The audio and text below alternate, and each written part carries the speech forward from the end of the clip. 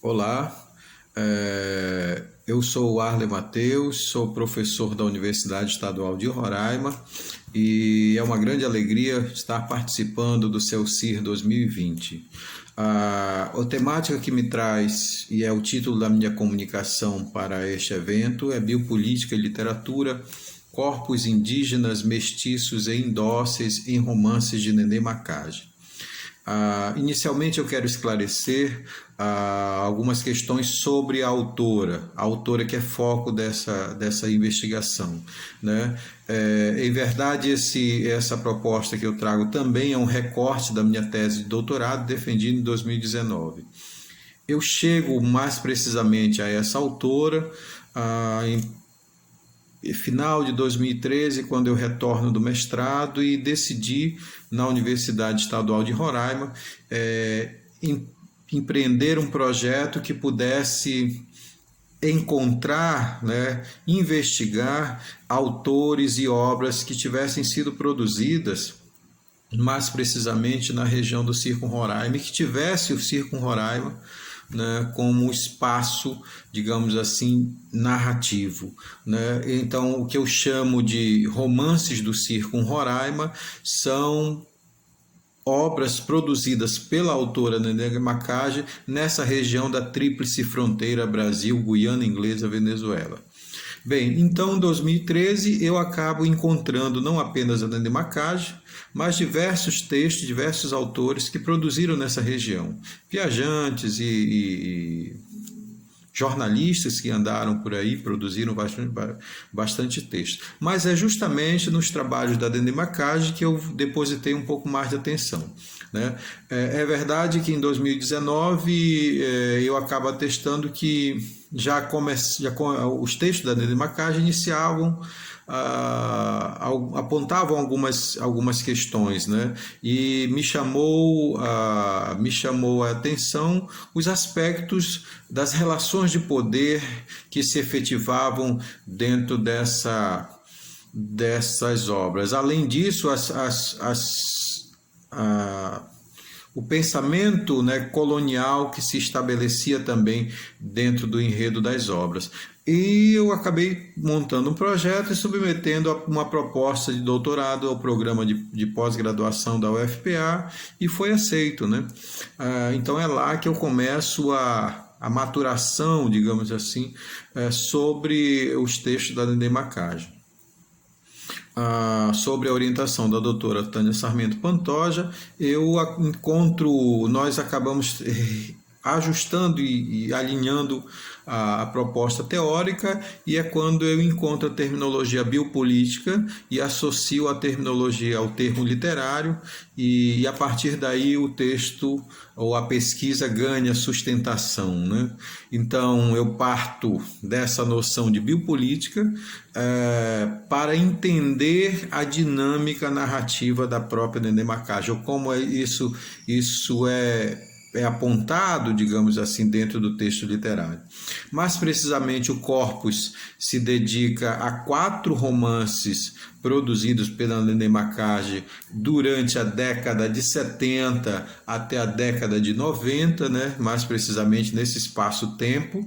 Né? É necessário entender que a Amazônia havia saído do período da borracha, então a obra da Nenê Macage vai apontando uma modificação no espaço, uma modificação na forma de entendimento, na forma de relação cultural com o espaço, né? O corpo e todas as outras os outros aspectos que são apontados dentro dessa pesquisa, né, vem nos trazendo, se materializando os aspectos da biopolítica que passam a ser empreendidos dentro do espaço narrativo, passam a ser apontados dentro do espaço narrativo. Bem, o termo biopolítica, o pensador que começou a refletir sobre isso foi mais precisamente Michel Foucault. Né? O Foucault se dedica na obra O Nascimento da Biopolítica, ele se dedica digamos assim, a formatar em diversos momentos nos seus textos, ele se dedica a formatar esse entendimento de biopolítica que estaria relacionado às formas de controle, né, e as formas de docilização do espaço e de docilização dos corpos que estão submetidos às formas de poder, né?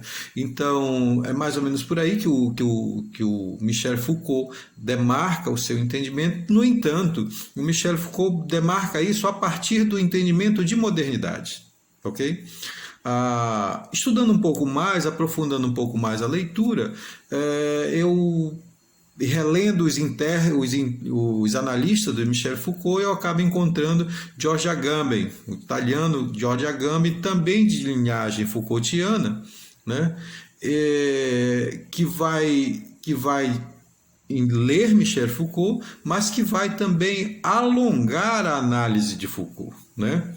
E o George Agamben, ele vai apontar que o entendimento de biopolítica poderia estar enraizado nas relações da Grécia Antiga, do período antigo, né? E é justamente lá que o Agamben vai entender que na polis grega, haveria uma relação digamos assim, uma relação social que se estabelecia a partir de uma categoria de incluir e excluir grupos sociais ou grupos humanos ou corpos, né? E ele vai entender que nessa relação da polis, neste caso, na relação da polis, o Agamben, mais precisamente na obra O Homo Sacer, o Homo Sacer, o Poder Soberano e a Vida Nua, de 2002, ele vai entender, já a partir do pensamento de Foucault, a noção de vida nua, né? Qual é a noção de vida nua? O que é o entendimento de vida nua? Para o Agamben, haveriam duas categorias aí. Primeiro, a bios, uma vida politicamente qualificada, que estava docilizada aos aspectos sociais, portanto tinha todo o aparato social, mas haveria também uma vida, digamos assim, um corpo que estaria presente dentro desse mesmo espaço, mas desprovido de todos os direitos, né? Então, neste caso, este corpo estaria desprovido, esse indivíduo que estaria desprovido desses direitos sociais, ele chama de zoe, né? Ou seja, o zoe era aquele que estava dentro do sistema, estava vivendo dentro do sistema, mas que qualquer um poderia ter direitos de eliminar, de excluí-lo, né, de estuprá-lo e até matá-lo. E não seria condenado por isso.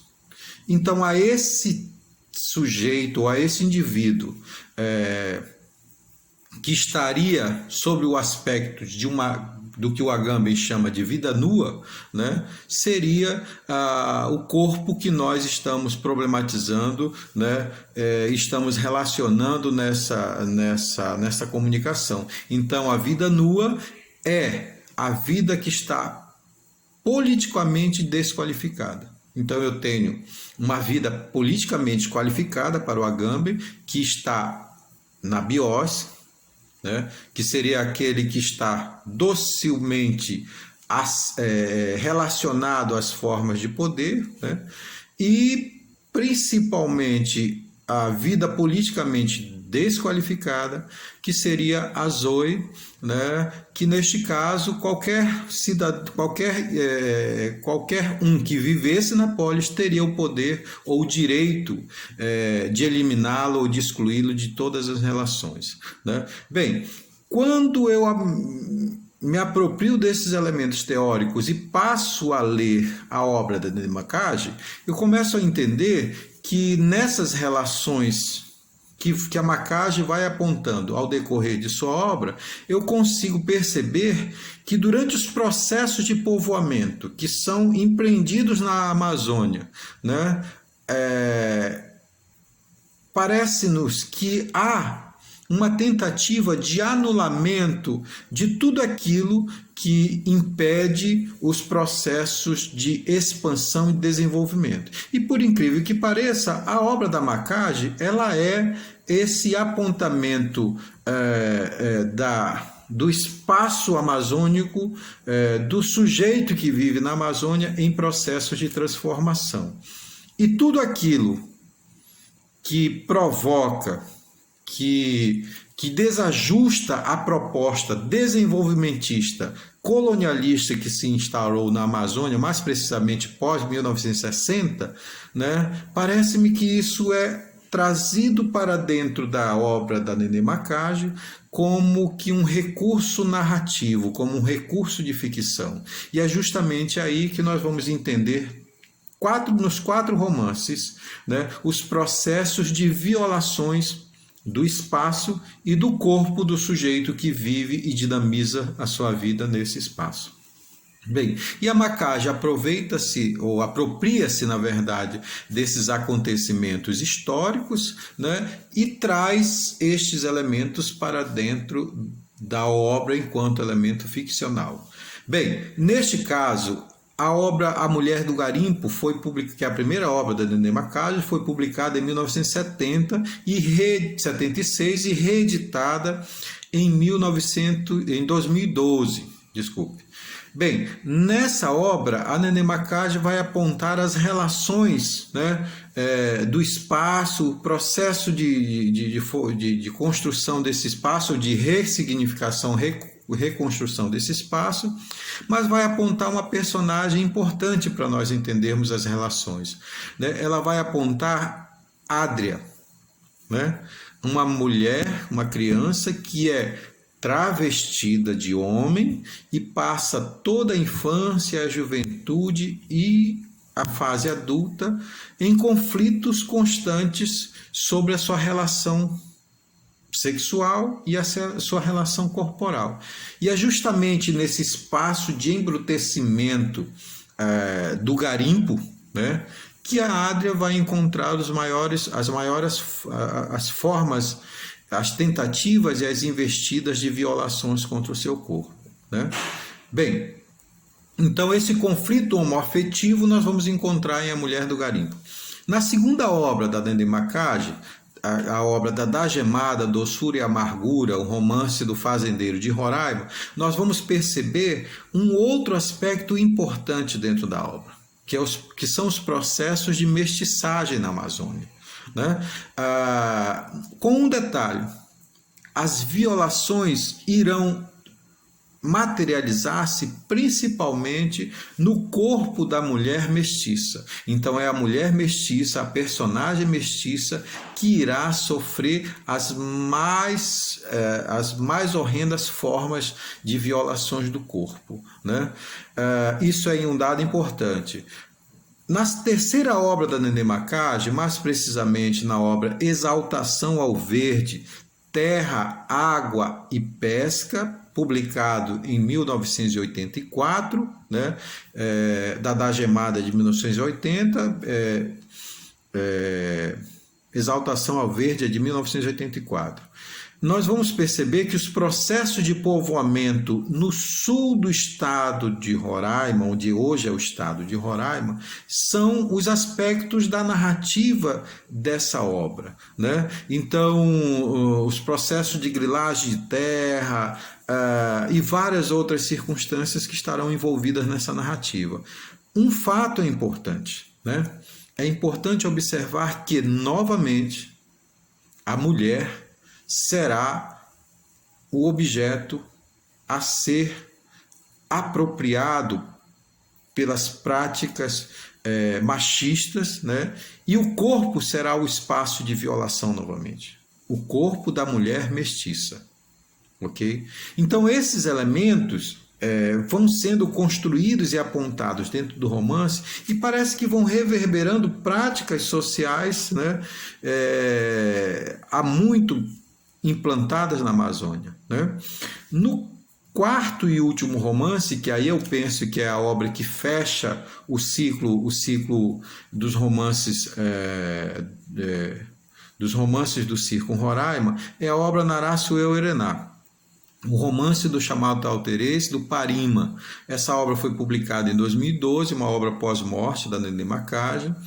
E um fato, além dos processos de violação novamente contra o corpo da mulher, né, da mulher indígena e da mulher mestiça, há um silenciamento ensurdecedor dentro dessa obra. E esse silêncio se dá justamente na personagem principal. Ela será, passa, na verdade, a narrativa quase que toda em silêncio, né? Então, a pergunta é: o que esse silêncio traduz dos processos biopolíticos na Amazônia? Então, nós vamos perceber que as estruturas sociais que são pensadas e implantadas na Amazônia dificilmente respeitam os espaços e respeitam as pessoas que estão nesse espaço. A exemplo disso é a BR-174, a BR-210 e o lastro de contaminação, de genocídio, de mudança do espaço que isso causou. E a obra da Nenê Macage aponta isso, né? Então eu penso que nós precisamos entender a obra da Nenê Macage por outro ângulo. Então, esse silêncio que ocorre ou percorre a obra Narasu Eurená é algo que é muito importante para nós entendermos também como essas práticas de violações se materializaram durante esses processos de colonização e como eles foram agressivos. E aí eu entendo que a obra da Macage contribui muito para essa forma de entender a Amazônia, né? Não somente nisso, mas a obra da Narasu Eurená traz uma indicação interessante no final, nas últimas páginas, né? É quando Narasu Eurená se apaixona, ou ela e o colonizador decidem, né? Os dois personagens, ele vindo de uma outra região do país, né? E já morava nessa região, e a Narasu Eurená se apaixonam e decidem continuar vivendo juntos, com uma célebre frase: nós iremos dar continuidade na vida da Amazônia. Ou seja, aponta para os processos de mestiçagem na Amazônia. E justamente esses processos de, digamos assim, de anulamento do outro também, né? Como que essas práticas vão se modificando, como que essas práticas vão se ressignificando na Amazônia. Então eu entendo sim que a Macage tem muito a contribuir para que nós possamos discutir as formas e as relações socioculturais e artísticas na Amazônia, né? Então, os romances do Circo Roraima apontam principalmente para os processos de violações de corpos indígenas, de corpos mestiços e dos corpos indóceis. São essas as conclusões que eu tiro. Eu penso que o espaço também passa por esse processo de violação, né? Então, é dessa maneira que eu trago essa comunicação para vocês. Fico muito agradecido, estou aberto aí às perguntas e às indagações dos colegas. Até mais, gente.